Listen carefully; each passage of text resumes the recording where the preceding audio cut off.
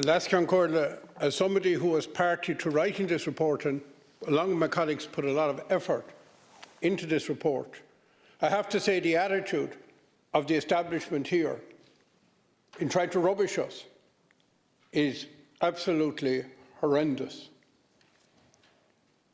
The Commission on Pensions did an honest job within their terms of reference. But the terms of reference were written to try and get one result.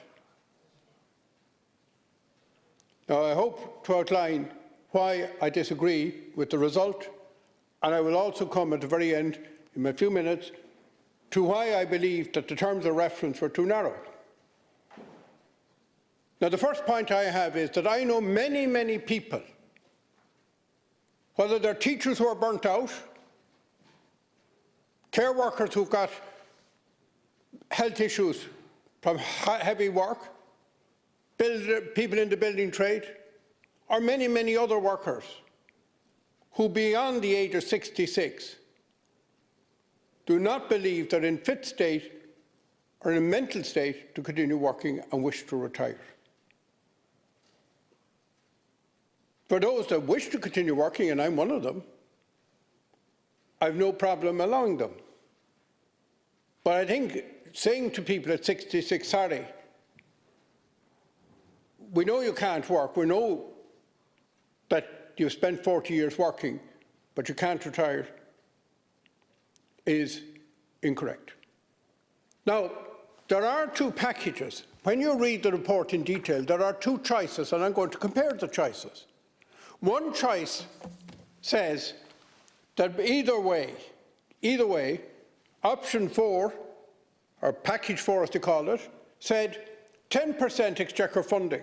So that's even Stevens, no difference there.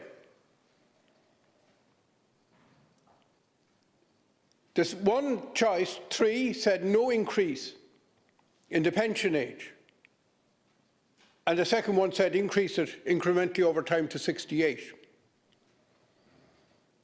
So where did the differences in how you raise the money arise?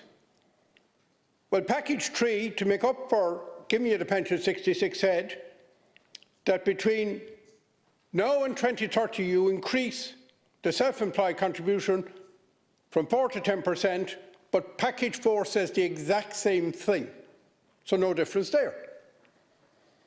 Package 3 then says that you increase between 2030 and 2040 the self-employed contribution by 2.8%, and package 4 says 2.4%, a difference of 0.4%.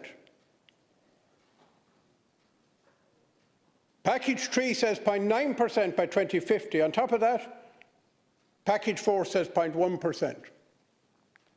Now, even at that rate, which would be 13.7%, the self-employed contribution is still much better value on an actuarial basis than the employers and employees put together.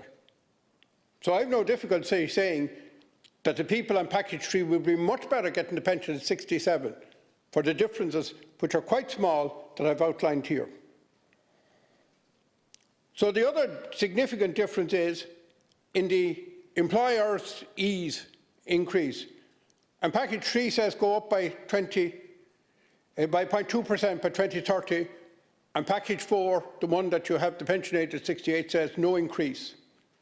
And then by 2040 it's 1.55% on package 3 and 1.35% by package 4, and then it goes up 0.9% versus 0.1% again in the last 10 years up to 2050. Now, the only part of this that I think there might be alternatives to, you have two choices: put up the PRSI and give the pension at 67, or find alternative sums. And this is where I really run into trouble. There has been no mention of auto-enrolment here. Now, I keep putting down parliamentary questions, and for some reason the Department of Social Protection don't want to give us the data. But basically auto-enrolment is coming in the next year or two, according to the government. And when you are in auto-enrolment, What will happen is the employer will put in money, the employee will put money in, and the state will put money into giving you a pension maybe 40 years hence. So what the state is saying, we can find all of this money to put money in for 40 years, 30 years, 20 years hence, whenever you get to pension age. No, we have all so much money, we can put it in now. But we can't pay you the pension at 66 out of the state pension.